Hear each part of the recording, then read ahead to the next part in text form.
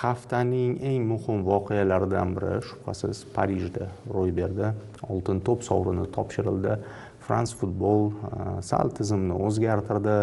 Nisbatan o'tgan yilgiga nisbatan har xil shov-shuvli voqealar kamroq bo'ldi-yu, ammo baribir kutilmagan natijalar bo'ldi. Kutilmagan pog'onalarni ko'rdik. Endi o'tgan mavsum o'sha asosiy sovrin masalasida o'sha insaytlar chiqib ketishi, boykot qilinishi Real tomonidan, mana shu narsalar ko'proq shovqinli o'tgan edi nazarimda.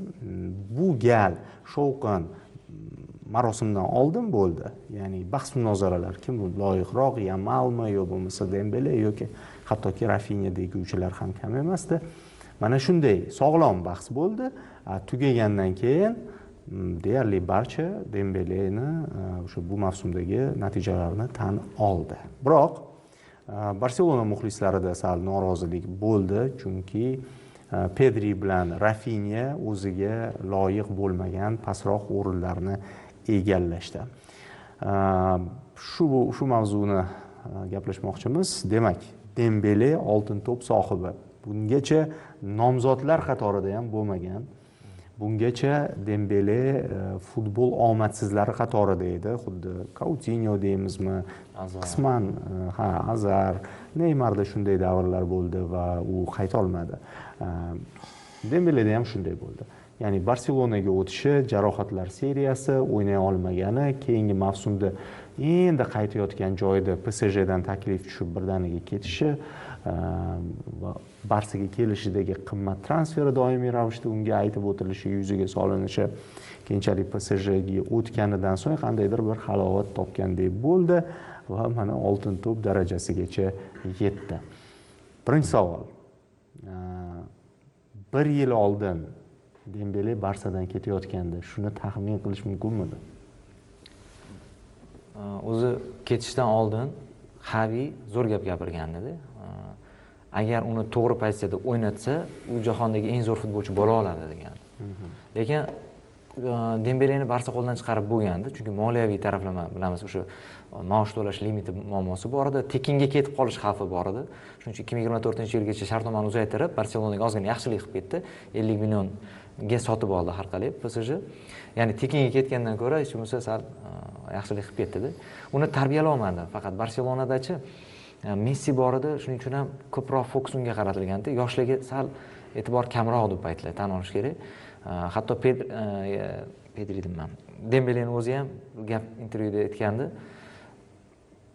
Futbol faqat maydonda emas, maydondan tashqarida ham professional bo'lish talab qilar ekan dedi. Men o'sha ovqatlanishga jiddiy e'tibor qaratmadim dedi. O'sha tiklanishga, uyqu rejimi, juda tuni bilan o'sha PlayStation o'ynab chiqishlari ko'p tanqid qilinardi. Endi bilamiz, ispan nashrlari bo'rttiribroq ham ko'rsatadi kerak bo'lsa, bu ortiqcha bosim ham bo'lib ketdi. Dembele o'shanda ham battar orqaga ketdi-da. Uni o'sha paytda qo'llab-quvvatlaydigan futbolchi, to'g'ri, Iniestalar yoki Messilar qanaqadir yo'l ko'rsatgan bo'lishi mumkin, lekin aniq bitta nima deydi, qattiqqo'llik bilan zo'r tushuntirib qo'yadigan inson yetishmadi menimcha o'sha paytda. Dembele Neymar o'rniga olib olingan futbolchi, 130 million, qanchadir 140 millionlarga tushgan bonuslar bilan hisoblasak. U katta baribir pulga olib kelingan futbolchi, bu taraflama ham katta bosim ostida qolib ketdi-da. O'zida ayb, ya'ni undan olib qarasa, Barsani aybdor qilish noto'g'ri. O'zida aybida bu vaziyatda, hatto o'zi keyin ulg'ayganini, keyin tushunib yetganda, Fransiyaga borgandan keyin alohida diyetolog, o'sha oshpaz hattoki tayinladi. Men shu uylanishi ham biroz ta'sir qilgan bo'lsa kerak, ancha narsa tartibli bo'ldi. Men buni qiziqib qaradim-da. Yoshligidan bo'lgan ekan bu kasalligi. Ren jamoasi o'z tarkibiga qo'shib olganda Evrio klubidan, o'sha paytda asosiy tarkibga kirishi 1 yilga cho'zilganda, iste'dod bo'lgan va o'sha paytda o'zida murabbiyning e'tiroziga sababchi bo'lgan ekan. Kech qoladi mashg'ulotga, nima deydi, tartib intizomni buzadi. O'sha paytdan bu kasallik bo'lgan ekanda. O'sha paytdan mana Barselonagacha bu hozirda olib qarasa ancha erta ochilishi mumkin bo'lgan talent edi. O'zi ochilgandi, Borussiyada ham Renda rekordlar qo'yib tashlagan, o'sha hat-triklar qaytib, hatto Ronaldo Azarga tenglashtirishgan uni. Sal, misol uchun Yamal o'zi ulg'aygan birdan paydo bo'ldi-yu. U Dembeleda shu narsa yo'q edi. Menimcha endi shu narsa sekin-sekin o'zi tushunib yetib, boshi tap etib devorga urilgandan keyin, ayniqsa Yevroda umuman hech qanaqa foyda keltira olmagandan keyin juda jiddiy tanqid bo'ldi Fransiyada. Erta so'nggi yulduz deb hattoki gapirish boshlashdi. Bu ta'sir qiladi. O'shandan keyin menimcha nima deydi, o'zgarish jarayoni boshlandi. Siz savolingizga keladigan bo'lsam, men to'g'risi bu darajaga bunaqa qisqa muddat ichida chiqadi deb o'ylamagandim. Talanti bor edi. Men uni Borussiya Dortmundda o'ynay bilgan payt to'g'risi o'zim ham muxlis edim. Eski paytlarda sport kanalida ko'rsatuvlar bo'lardi talantlar haqida. Men ko'rib Dembeleni ko'rib, yangi Neymar deb o'ylagandim. Yoki yoshligidagi o'sha Ronaldoga o'xshab qanotdan zo'r qochardi, tezligi zo'r edi. Tezlik bo'yicha rekordlar qo'yib yurardi. Shuning uchun birdan bir yil ichida bunaqa katta o'sishga erishishini kutmagandim. Lekin men u qachondir baribir nimadir isbotlashi mumkinligiga ishonardim.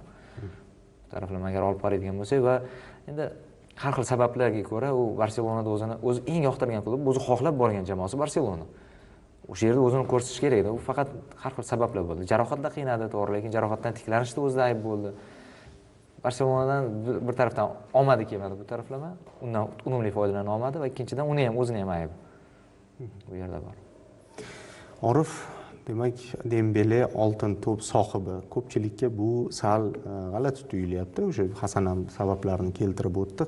Qisqa muddat ichida progress, juda katta progress. Hatto Yamalning progressidan ham o'tib ketdi, chunki Yamal 2 yildan beri o'sish jarayonini boshdan o'tkazyapti.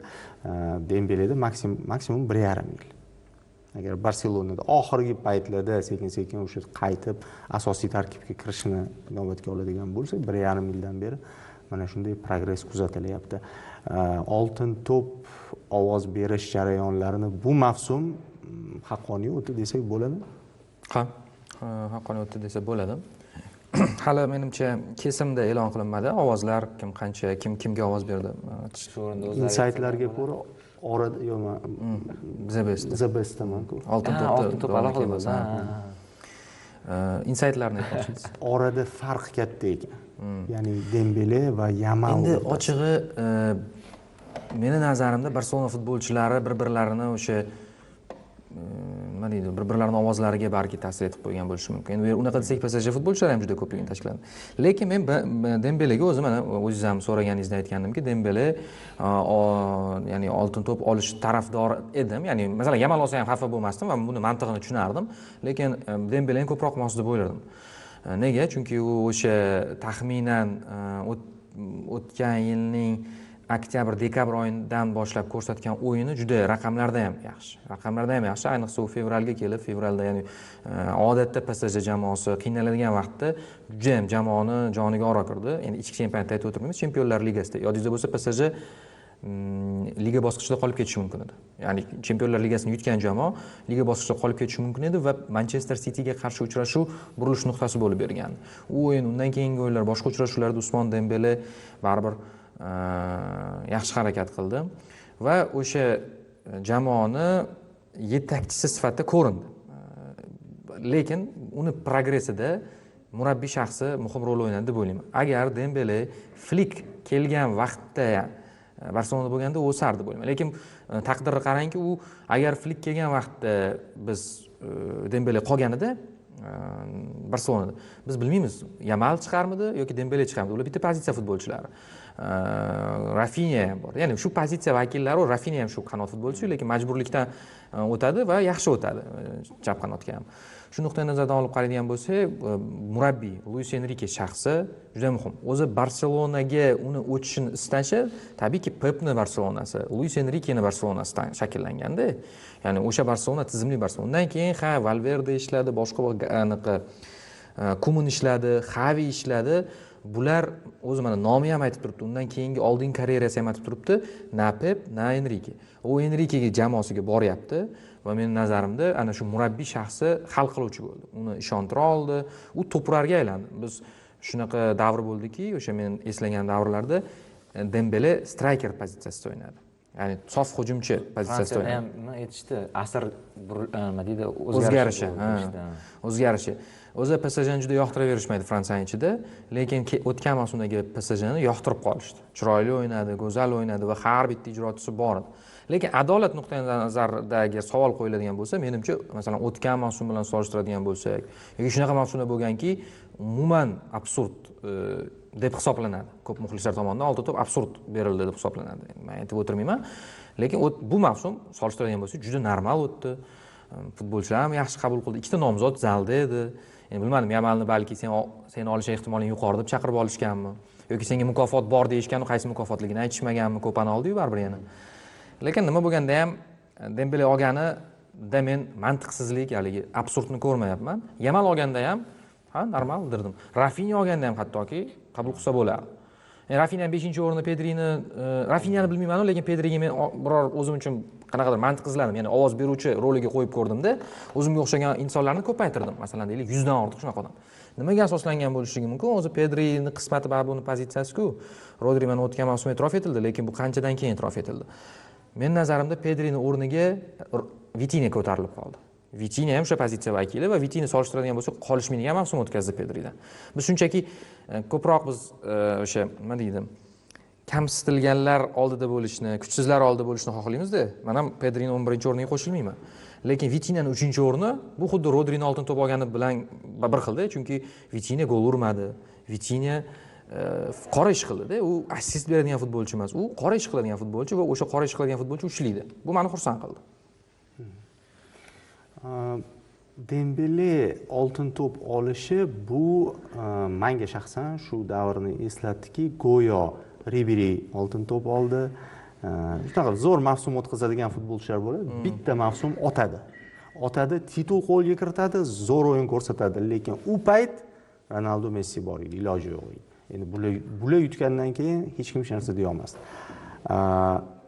Yamal yutganda taxminan shu holat bo'lardi. Bu titul yutdi-yu, Chempionlar Ligasini yutdi-yu, bu gol assist, natijalar, raqamlar, statistikalar ko'tarilardi. Lekin Yamal ekstraordinar, super talant ekanligini baribir hamma tan oladi. Shuning uchun ham mana Orif ham, Hasan ham Yamal yutganda men hayron bo'lmasdim deyishyapti. Ya'ni bu yerda mavsum rol o'ynamaydi-da. Yamalni hamma bilib turibdi, qanaqa futbolchi ekanligini. Men sal nima deydi, Yamal tarafida boshqa bitta fikrim bor-da. Sal endi balki hozir yoqmasin muxlislarga. 18 yoshda, hozir 18 yoshda agar Barselonada emas, Bundesligada, Italiyada, Fransiyada xuddi shu o'yin ko'rsatgandacha 10 talikda bo'lmasdi-da shu Yamal. Shuni sal bitta tarafini hisobga olish kerak. Hype juda ham yuqori bo'ldi Yamalda. Baribir yoshlar juda ko'p qo'llab-quvvatlab borishdi. To'g'ri, Yamal siz aytganingizdek ekstraordinar talant. Hozir uni pozitsiyasida bunaqa yoshda hech kim yo'q. Buni tan olaman. Lekin bunaqa yoshda zo'r chiqadi. Masalan, Mbappe shu yoshda jahon chempioni bo'lgan. Hech kim uni 10 talik yoki qanaqadir yuqori pozitsiyaga kirsin demagan o'sha paytda-da. Esingizda bo'lsa, qanaqa yorib chiqqanda jahon chempionati nimalar qilish ekan. Hech kim o'sha paytda anaqa 20 yoshda lekin u. Yo'q, jahon chempionati Yevrodan yil. O'zi 18 dan boshlagan, 98-yil 20 yosh bo'lgan. Kattaroq bo'lgan. Endi to'g'ri yoshroq bo'lgan. Pelelarning rekordlarini o'sha yangilab yurgan paytlarida, o'sha Xorvatiyalik ham gol urgan paytlar, Yevro bilan adashtira olmayman. Menimcha jahon chempionati. Qisqasini aytganda, o'sha paytda shu yoshda u ham ko'p narsalarni qilgan. Faqat Fransiyada bo'lganda uni qilayotgan ishlari Monakoda yoki PSJda bo'lgan. O'shaning uchun unaqa hype juda yuqori bo'lmagan demoqchiman. Hozir yamalchilik bu gapni yoqmasligi mumkin, lekin bu haqiqatda hype juda muhim rol o'ynar ekan oltin to'pda. U hype ham o'z-o'zidan emasda, baribir La Ligani darajasi, u shu ishlarni La Ligada qilayotgani ham bor-da. Yo'q, men qo'shilaman. Misol uchun Barselona tarkibida Realga qarshi o'yinlarni yondirdi. O'sha Inter bilan o'yinda mahali o'tgan mavsum hech kimni ko'rmadim bunaqa darajadagi o'yinni. To'g'ri, lekin umumiy mavsumga beriladi-ku bu. Bu tarafini ham hisobga olish kerak edi. To'g'ri, Dembelening ham birinchi qismi davri qanaqadir omadsiz bo'ldiki, markazga o'tgandan keyin yondirib tashladi. Shuning uchun men ko'proq Rafinhani xohlagandim-da, o'zi aslini olib qaragan. Ya'ni butun mavsum olinishi kerak, butun mavsum jamoaga bergan uni xizmatini hisobga olish kerak edi. Uni highlightslarda doim aylanishi baribir hype yana ham oshirib yubordi. Juda ham kuchli darajada hype bo'lib ketib qoldi. Yamal shuni deb hammadan yuqori ko'tarib ikkinchi o'ringa chiqib ketib qoldi. Agar bu boshqa chempionatda, boshqa klubda bo'lganda, men bu darajada bo'lardi deb o'ylamayman. Baribir oltin to'pdan keyin baribir ozgina bo'lsa ham bo'ladi bunday kayfiyat. Chunki qaysidir jihatlar bo'yicha boshqa nomzod zo'rroq bo'ladi-da. 100% hamma jihatlar bo'yicha zo'r bo'lgani bilmadim. Benzemani mavsumida bo'ldi. Yo'q edi hech kim. Ronaldoda ham, masalan, Messichilar, Messida ham Ronaldo uchun. U payt 10 yilcha taxminan u tomon ham bu tomon ham argument keltira oladi. Eng qiziq oldin ham bo'lgan ekan. Bir siz ko'proq eslasangiz kerak, Shevchenko olganda e'tiroz bo'lgan ekan. Anri yondirib tashlagan APLda sezon o'sha mavsumni. Oldin bunaqa holatlar Dorniga o'zim men eslaganlarda men ham xotiradan o'tkazdim, qo'shildim shunga. Ya'ni oldin hozirgiga o'xshagan vaziyat bo'lgan. Biz shunchaki Ronaldo, Messi davrini o'tkazib endi tugatayotmizda, hali tugamadi ham, menimcha keyingi yilga yana qaytib qoladi bir mavsumga hech bo'lmasa. Lekin gap shundaki, o'sha Owen olgan, Nedved olgan, yoki shunaqa futbolchilar olganda endi o'rniga ketganda bir mavsumda natija ko'rib. Kannavaro, Owen ko'proq Yamal endi o'sha yorib chiqish nuqtai nazaridan u ham yosh yorib chiqqan. Shunaqa. 18 yoshida jahon chempionatida gollar urib, yorqin o'yin ko'rsatgan, yulduzga aylangan. Shunaqa bo'lib qoladi deb o'ylayman. Misol APLda u ham bo'lib, Liverpool baribir o'zgarish haypi yetarlicha bo'lgan jamoa. Boshqa biror jamoalarda bunaqa yorib chiqadigan yulduzlar, hatto mana Dembeleni aytyapmiz, u ham yorib chiqqanda. Unaqa qaraydigan bo'lsak, Hasan aka, masalan, boshqa jamoada deydigan bo'lsak, Barselonadagi natija ham bo'lmasdi. Ispaniya chempioni bo'ldi Barselona. Yo'q, bunaqa hozir hamma uni o'sha driblingiga maftun bo'lib qoldi-da, uni ko'rsatgan texnikasiga maftun bo'lib qoldi. Yo'q, lekin gol plus assist ham yaxshi. Yaxshi-da, zo'r emas-da. Misol uchun Dembele Rafinhada zo'rroq. Dembele birinchi kelgan mavsumda Borussiyada 30 nechtadir golda qatnashgan. Hech kim buni hozir o'sha paytda 30 talik ham kiritmasdi-da, yaqiniga ham bormasdi. Hech kim eslamasdi ham-ku. Aytmoqchi bo'lganim, baribir hayp bor klubni o'sha darajasidan kelib chiqilyapti-da. Ha, endi u masalan Messiga o'xshatiladi-yu. Men shunga qo'shilmayman. Endi u bog'lanadi Messi uni qanaqadir tug'ilganida boshqasida ishtirok etganmi bilmayman, nima qilgan xullas. Endi Messi bilan qiladi, lekin uni fe'li Messi emas-da. Messi juda kamtar bo'lgan-ku. Men buni umuman futbolga bog'lamoqchi emasman. Futbolda zo'r, boshqa. Lekin shu atrofidagi hozir bo'layotgan voqealar mana nima deydi, hashamat deylik. Atrofdagi hashamat bor narsa. Men buni inkor qilmayman. Ammo futbolga umuman xalaqit bermayapti. Men o'ylagandim, kuzda qiynalsa kerak edi. Bu yozdan keyin yo'q, mana hozir ham yaxshi.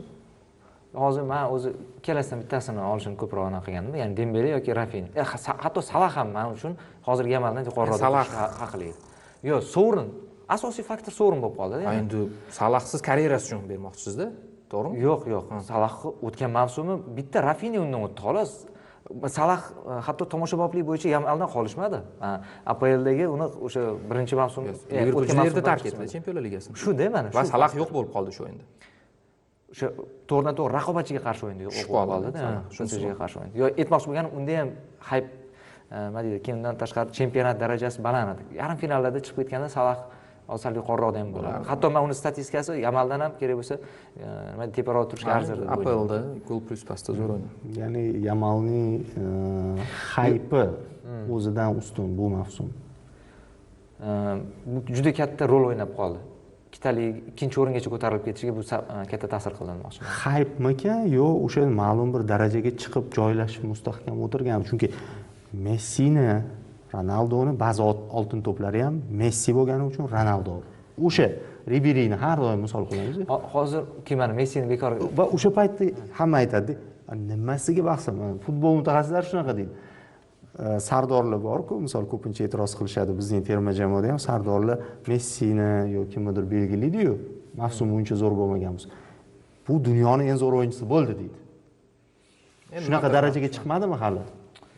Yo'q, hali ozgina mana isbotlash kerak bo'lgan joylari bor menimcha. Ancha narsani isbotlash kerak.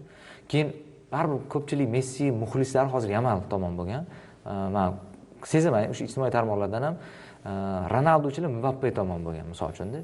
Uni qo'llab-quvvatlashadi. Qanchadir foiz, 50 mi, 40 mi foizi o'sha Messini yoshligini ko'radi, Mbappeda Ronaldoning yoshligini ko'radi.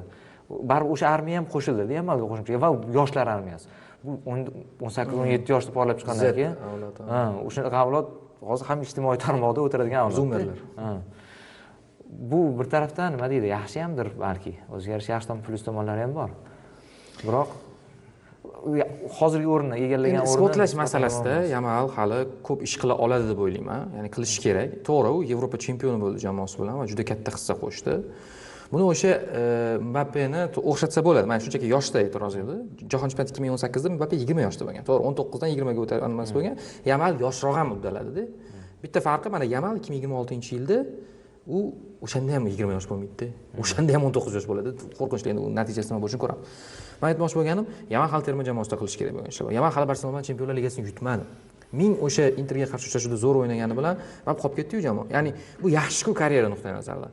Hozir biz uni oltin to'p olgandan keyin nima kutishni bilmaymiz, lekin men hozir aniq bilamanki, Yamal to'xtamaydi. Yamalda chanqoqlik qoldi, ancha chanqoq. Chunki u o'sha kuni sizlar sharhladinglar. Ko'ryapman, u kutgandi, ichida olishni kutgandi va Rafinha tirjayib qarshi olyapti e'lon qilingandan keyin Dembeleni. Yamal to'g'ri keyin tabrikladi boshqa qildi, lekin baribir bilamiz bunaqa holatlarda nima ichidan odam nima o'tishini taxminan bilamiz deylik.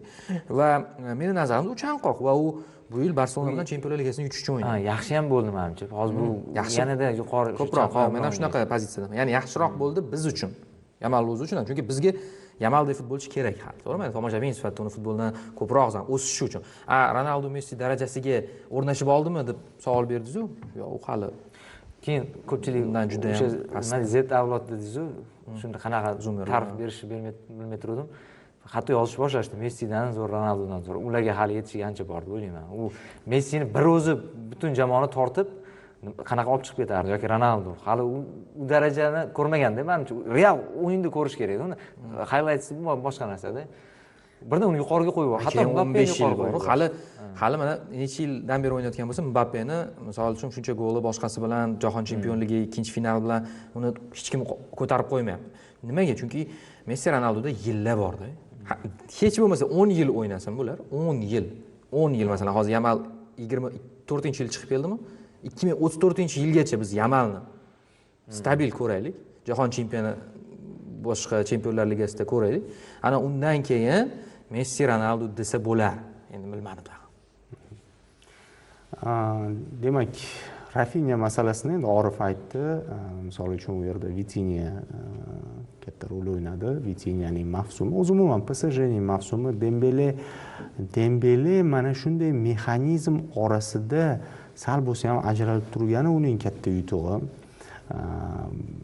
Taxminan o'sha Rodrining ishini qildi. Chunki Manchester City o'zi bir katta davrni o'tkazgan paytda Rodri to'prar ham bo'lgani yo'q. U yerda Holland 50 talab gol urgan edi. Boshqa De Bruyne fantastik o'yin ko'rsatib, assistlar qilgan edi. Lekin Rodri tanlandi. Ya'ni mexanizmda aynan muhim bir zveno sifatida. Xuddi shunday narsani biz Dembeleda ko'ryapmiz. Dembele jamoadan alohida ajralib chiqa oldi. Bo'lmasa 9 ta 30 talikda 9 tasi PSG a'zosi. Vitinha masalasi hech qanday bahs munozara bo'lishi mumkin emas. U yaxshi darajadagi futbolchi. Ma'lum bir vaqtlarda hamma Vitinhani deb Manchester PSG bunday o'ynayapti degan o'yinlar ham bo'ldi orada. Lekin shu bilan birga Ashraf qilyapti hammasini degan vaziyatlar ham bo'ldi. Mendes, Neves har xil o'yinlarda har xil qahramonlar chiqdi. Hattoki Dembele ko'proq o'yinlar o'tkazib yubordi boshqalarga nisbatan, jarohatlar bo'ldi, lekin shunda ham statistikasi zo'r edi. Juda qiziq bu mavsum, mana shu 6 to'p uchun kurash rang-barangligi bilan ajralib turdi. Boshqa tomonlama titullar rol o'ynaydimi yoki bo'lmasa individual mahorat. Mana ko'ryapmizki, aksariyat bari titul olgan jamoa tarafida bo'ldi. Chunki raqamlar bo'yicha bo'lsa, Rafinha yutish kerak edi. Yana o'sha mavzu, Rafinha yutish kerak edi. Raqamlar bo'yicha siz faqat Chempionlar Ligasini nazarda tutyapsizmi? Umumiy gol plus pas. Gol plus pas Ronaldo natijasini qayd etgani tarixiy shu tortgan. Umumiy olib qaraganda uni o'yinga ta'sirini ham ko'pchilik esdan chiqarib qo'ydi. U to'g'ri esdan chiqarib qo'ydi, u 5 talikda masalan, to'g'ri, u masalan 3 talikda bo'lishi kerak edi. Lekin misol juda fojia men ko'rmayman. Yo'q. Masalan, Pedrining tushib qolgani bu umuman g'alat. Ko'proq g'alat. Rafinha men uchun hatto men hozir balki xafa ham bo'lar Barselona muxlislari, Yamaldan ko'ra teparoqda ham turish kerak. Men uchun Rafinha teparoqda ham turish kerak. Shunchaki. Keyin Pedri masalasi hozir aytdingiz-ku. Hozir g'alati gap bo'lishi mumkin, lekin Rodridan kam emasdi-da. Oltin to'p olgan Rodridan kam emasdi. Titul bo'lmadi. Shu mana shu narsa aytmoqman. O'yin taraflama, men uni o'sha Newcastle bilan o'yinni ham ko'rib, yana bir karra amin bo'ldim-da. U undan ko'ra ko'proq narsa bera oladi. Ya'ni Rodriniki sal boshqacharoq funksiyasi, to'g'ri. Lekin undan ko'ra ko'proq narsa bera oladi-da, Pedri. Talant bo'yicha men Pedrini ustun qo'yaman Rodridan. Rodrida foyda keltirish jamoaga. Misol Pedri sal ijodkorroq, Rodri sovuqqon mashina. U Busquetsroq. Pedri Iniesta, Xavilarga ko'proq tortadi-da. Ya'ni o'sha Pedrida ham Busquets nimalardir bor. Bosma ostida 3 ta futbolchini o'ziga chaqirib keyin pas beradi-yu. Busquetsdagi ayrim xislatlar bor unda ham-da. Unda o'sha miksda Busquetsdan ham bor, Iniestadan ham bor, fintlari ham bor. Chiqib qoldi zo'r bitta talant, bitta emas, ko'p talant chiqyapti La Masiyada. ya'ni ko'pchilik o'ylaganda o'sha baribir bunaqa davr qaytmaydi. Buskets, Xavi, Iniesta uchlik markazda hammasini hal qilgan, yana oldinda Messi ham bor. Mana hozirgi avlodda ham bor shu narsa. Yana bitta Casado jarohat olib uzoq muddatga chiqib ketdi. U ham boshida chiqqanda yaxshigina progress namoyish etgan edi. Hozir endi sekin-sekin qaytyapti. Orada De Jong o'ziga kelib oldi. O'zi Barselona haqida mavzu ochish niyat bor edi, agar oltin to'pga qo'shimchalar bo'lmasa. Boshqa nominatsiyalar bo'yicha menimcha hammasi bitta nominatsiyada yana o'zim fikrimni aytmoqchiman. Donnarumma shedevr nima deydi, o'yinni ko'rsatib yubordi Chempionlar Ligasida, lekin ichki chempionatdagi statistikasiga kirib ko'rdim-da. Umuman yaxshi emas. Kim? Yo'q, undan boshqa raqobatchi yo'q. O'zi aslini olib qaraganda eng zo'ri bo'lmadi boshqa demoqchiman-da. Nima deydi? Endi Chempionlar Ligasi shunaqa berilyapti. Chunki masalan, undan oldingi ikkita mavsum kim yutdi? Emiliano Martines yutdi. Endi sababi bor edi, Emilianoniki bor edi. Emiliano yarim jamoa bo'lib bergan. u jahon chempionatida ikki marta. Ikki marta.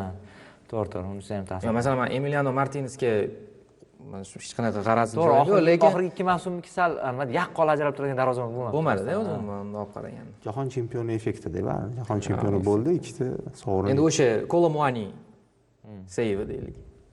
Undan boshqa ishlar ham qildi albatta, lekin baribir. O'zi darvozabonlar shunaqa Kurtuva olganda yoki Alisson olganda ularnikida men boshqacha bahs yo'q edi. Lekin bu safargisi 22 tami 23 ta o'yindan ko'ra ancha ko'p gol o'tkazganda Donnarumma. Unaqa ko'p xatolar, individual xatolari bo'lgan. Chempionlar Ligasidagi o'sha sevlar olib chiqib ketdi-da uni. Ikkita o'yin, ayniqsa Aston Villa o'sha Liverpool bilan o'yinlar. O'sha Yevropa yo jahon chempionati bo'lmagan yillari Chempionlar Ligasi katta ta'sir qiladi oltin to'p so'rovnomasiga.